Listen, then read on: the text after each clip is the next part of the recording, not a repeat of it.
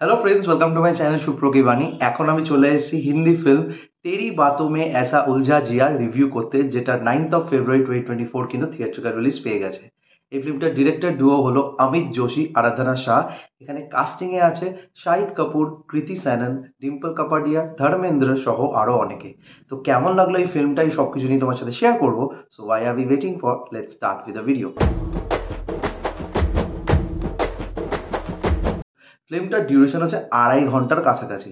না, এই ফিল্মটা আমার খারাপ লাগেনি, তবে আমার কিছু প্রবলেম মনে হয়েছে ফিল্মটার ব্যাপারে, যেটা আমি পরবর্তীকালে ভিডিওতে বলবো। তাই ভিডিওটি শেষ অবধি দেখার রিকোয়েস্ট করলো প্রত্যেককে। প্রথমে ছোট করে যদি গল্পটা বলা যায়, গল্পটা হচ্ছে আরিয়ানের চরিত্রকে ঘিরে, যে চরিত্রের প্লে করছে শাহিদ কাপুর। সে একজন রোবোটিক ইঞ্জিনিয়ার এবং সে তার মাসির সাথে একটা ফার্মে কাজ করে, যেখানে রোবটস এবং এআই রিলেটেড ইস্যুস নিয়ে কাজকর্ম করা হচ্ছে। মাসির চরিত্রে আমরা দেখতে পাচ্ছি ডিম্পল কাপাডিয়াকে। নাও আরিয়ানের বয়স হচ্ছে এবং ফ্যামিলির লোকেরা চাইছে যে সে বিয়ে করে নিক, বাট আরিয়ানের মনের মতো মেয়ে সে খুঁজে পাচ্ছে না, তাই বিয়ে করছে না। অল অফ আ সাডেন পরিচয় হয় হচ্ছে সিফরার সাথে, যে চরিত্রের প্লে করছে কৃতি স্যানন। তারপর সেই পরিচয়টা আস্তে আস্তে বন্ধুত্ব এবং লাভে পরিণত হয়ে যায়, বিকজ তার পার্সোনালিটিটা তাকে ভীষণ অ্যাট্রাক্ট করে। পরে জানা যায় যে সে একজন এআই রোবট।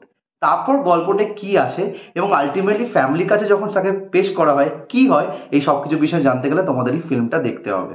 না, ফিল্মের গল্পটা হচ্ছে একদমই ওয়ান টোনে যায়, যেটা একটা সব থেকে বড় ডিসঅ্যাডভান্টেজ এই ফিল্মটার মধ্যে। যেই রকম আমরা ট্রেলারটা দেখেছি ঠিক সেইভাবে এই ফিল্মটাকে দেখানো হচ্ছে। No surprises, nothing. শুধু ক্লাইম্যাক্স চাংটা, যেটা বেশ অনেকটা স্ট্রেচি, সেই জায়গাটা গিয়ে তোমাদের মনে হবে something you are getting, but it's already 2 hours gone. তারপর গিয়ে তোমরা কিছু দেখতে পাচ্ছ যে গল্পের মধ্যে এমন কিছু হচ্ছে যেটা তোমাদেরকে ইন্ট্রিগিং মনে করাচ্ছে।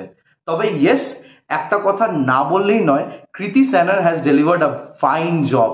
মানে সে এত সুন্দর পারফরমেন্স দিয়েছে অ্যাজ আ এআই রোবট, মানে অসাধারণ লেগেছে।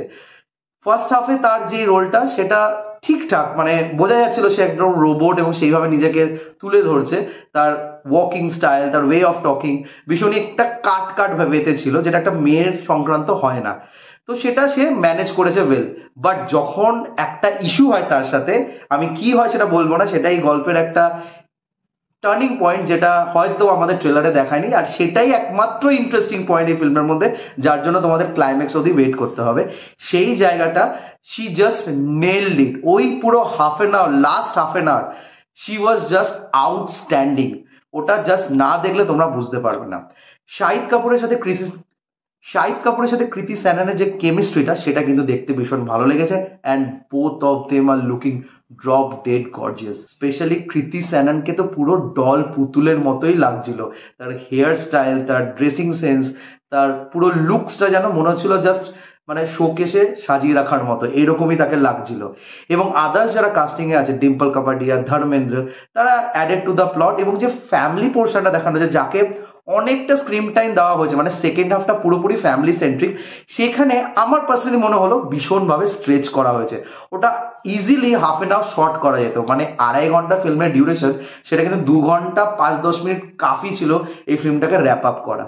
তবে এই ফিল্মটার যে বিষয়বস্তুটা বা এর মধ্যে দিয়ে যে মেসেজটা আমাদের কাছে আনতে চেয়েছে, সেটা কিন্তু অলরেডি আমরা রোবোতে দেখে নিয়েছি। রজনীকান্ত শঙ্করের যে রোবো হয়েছে, যে মেশিনকে তুমি নিজের মতো করে ট্যাকেল করো যতক্ষণ, তখনই ঠিক আছে। যদি মেশিন তোমাকে ওভারটেক করে নেয়, তাহলে কিন্তু গন্ডগোল হয়ে যাবে। ঠিক সেই জিনিসটাই এখানে দেখানোর চেষ্টা করেছে, যেখানে একটা লাভ স্টোরিকে এখানে ঢোকানো হয়েছে এবং সেই লাভ স্টোরিটার বেস করে গল্পটাকে রিভলভ করা হয়েছে।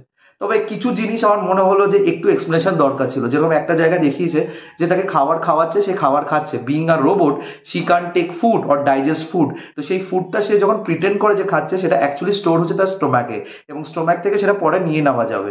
But when they get intimate, সেই জায়গাটায় কি করে সম্ভব হলো আমি এখনো বুঝতে পারিনি। সেটা যদি একটা এক্সপ্লেনেশন দিত তাহলে হয়তো ভালো হতো। এটা আমার পুরোপুরি বক্তব্য, তোমাদের কি মনে হয় প্লিজ কমেন্ট করে জানিও। তো নেভারদিলেস ফিল্মটা আমার খারাপ লাগেনি, তবে ফিল্মটা আরেকটু ক্রিস্প এবং স্ক্রিন প্লেটা টাইট হলে হয়তো বেটার হতে পারতো। তো তোমরা যারা যারা ফিল্মটা দেখেছো প্লিজ কমেন্ট করে জানিও তোমাদের ফিল্মটা কেমন লেগেছে। আর আমার যদি রিভিউটা ভালো লেগে থাকে, don't forget to like, share and subscribe my channel. আমার সাথে ইনস্টাগ্রামে তোমরা যোগাযোগ করতে পারো। ইনস্টাগ্রামে হ্যান্ডেল হচ্ছে সুপ্রো09bit2। আই রিপিট, সুপ্রো09bit2। Till then stay tuned.